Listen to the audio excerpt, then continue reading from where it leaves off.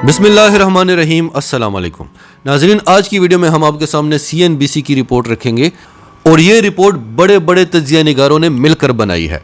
और इस रिपोर्ट में बताया गया है कि चीन, रूस, ताइवान, यूक्रेन, इनकी आपस में कड़ियां किस तरह से मिल रही हैं।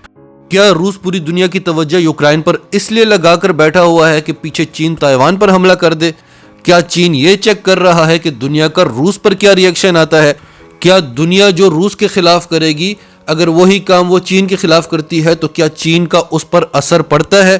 फिर यूरोप जो इस वक्त रूस को आंखें दिखा रहा है, अगर चीन आकर रूस के साथ खड़ा हो गया तो क्या यूरोप खड़ा रहेगा या भाग जाएगा?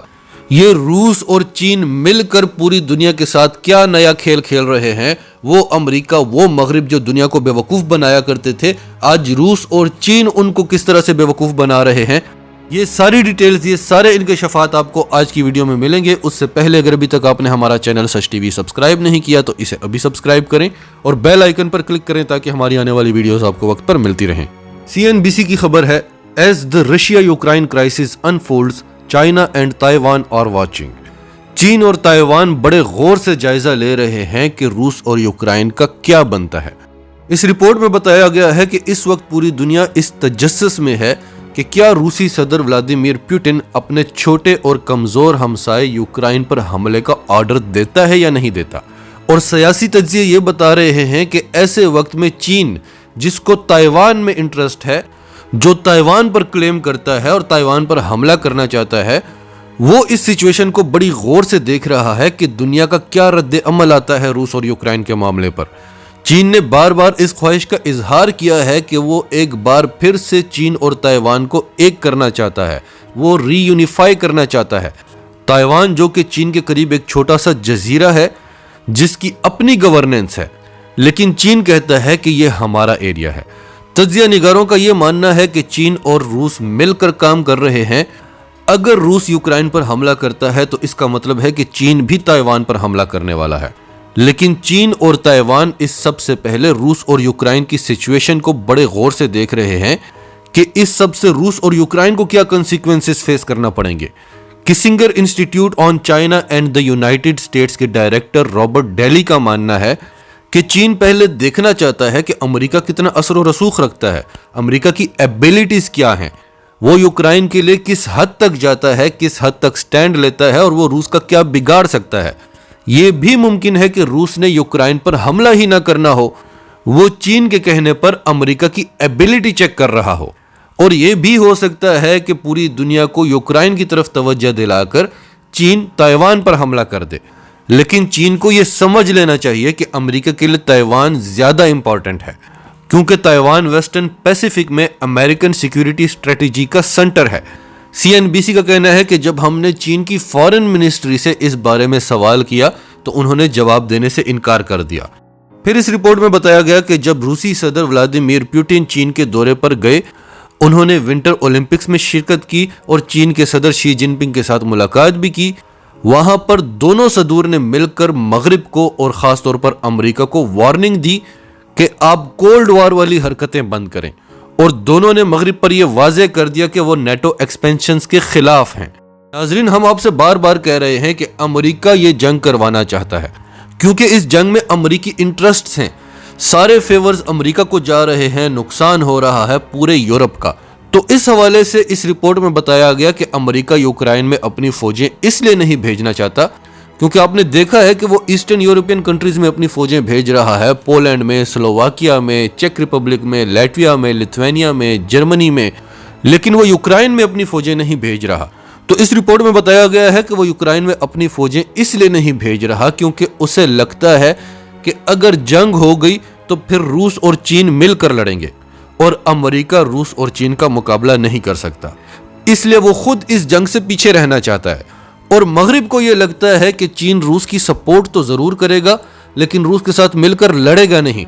लिहाजा मगरिब को कोई भी कदम उठाने से पहले ये जान लेना चाहिए कि चीन और रूस के दरमियान जो अलाइन है वो कितना मजबूत है।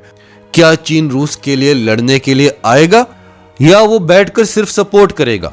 क्योंकि अगर वो लड़ने के लिए आता है तो फिर मगरिब और अमेरिका पर भारी पड़ जाएगा रूस। जब विंटर ओलंपिक्स में शी जिनपिंग की व्लादिमीर पुतिन के साथ मुलाकात हुई तो शी जिनपिंग ने यह भी ऐलान किया कि अगर अमेरिका या यूरोप रूस पर पाबंदियां लगाते हैं तो चीन रूस के साथ खड़ा रहेगा और उन पाबंदियों का असर रूस पर पड़ने नहीं देगा। चीन रूस की इकोनॉमी को स्टेबल करेगा और चीन अमेरिकी पाबंदियों को नहीं मानता। ईरान के साथ हालिया एग्रीमेंट कर चीन अमेरिकी पाबंदियों की धज्जियां उड़ा चुका है। अमेरिकी सदर जो बाइडेन भी चीन को पैगाम दे चुके हैं कि ताइवान अफगानिस्तान नहीं है और ताइवान यूक्रेन भी नहीं है। विंटर ओलंपिक्स में पुतिन ने भी ऐलान किया था कि रूस चीन की वन चाइना पॉलिसी में चीन के साथ खड़ा हुआ है। रूस ताइवान की आजादी और खुदमुख्तारी के खिलाफ है, जिस पर ताइवान ने मजम्मत भी की थी। ताइवान का कहना था कि रूसी सदर का यह बयान ताइवान और ताइवान के लोगों की खुदमुख्तारी और उनकी आजादी को ठेस पहुंचाता है और चीन के एग्रेसिव बिहेवियर को जस्टिफाई करता है। रूसी सदर के इस बयान के बाद चीन हमें मजीद बुली करने की कोशिश करेगा। ताइवान के बाल्टिक स्टेट्स के साथ बड़े अच्छे रिलेशन हैं, उसके लैटविया, लिथुआनिया और एस्टोनिया के साथ बड़े अच्छे रिलेशन हैं क्योंकि वो रूस के सताए हुए ममालिक हैं और ताइवान चीन का सताया हुआ मुल्क है। इसलिए ताइवान भी यूक्रेन वाले मसले को बड़े गौर से देख रहा है कि क्या बड़ी ताकतें ताकतवर हमसायों के साथ कमजोर हमसायों का साथ देने के काबिल भी हैं या नहीं।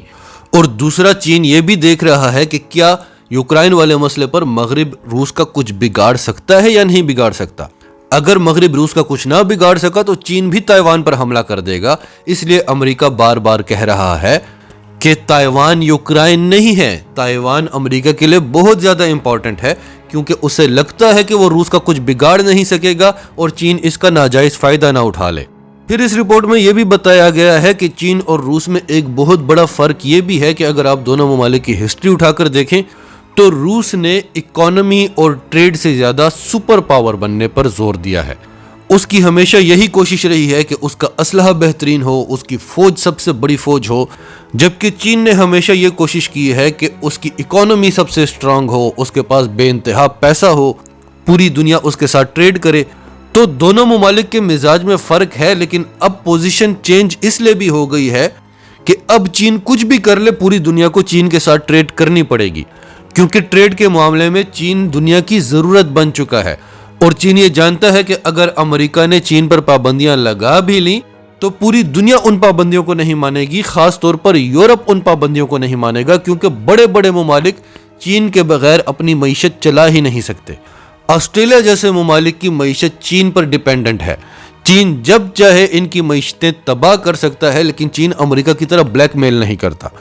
तो इसका मतलब यह है कि अगर रूस यूक्रेन पर हमला करता है और मगरिब रूस पर पाबंदियां लगा देता है और इसके अलावा कोई और एक्शन नहीं लेता तो चीन ताइवान पर हमला कर देगा, क्योंकि पाबंदियों का फर्क रूस को पड़ता है, चीन को नहीं। नाजरीन, आपकी सबके बारे में क्या राय है, कमेंट्स में अपनी राय का इजहार करते रहें। और अगर आप हमारे चैनल पर नए हैं तो अभी सच टीवी को सब्सक्राइब करें, सच टीवी फैमिली का हिस्सा बने और हमारी वीडियोस पसंद आएँ तो इन्हें लाइक करें, शेयर करें ताकि ज़्यादा से ज़्यादा लोगों तक ये मैसेजेस पहुँचते रहें।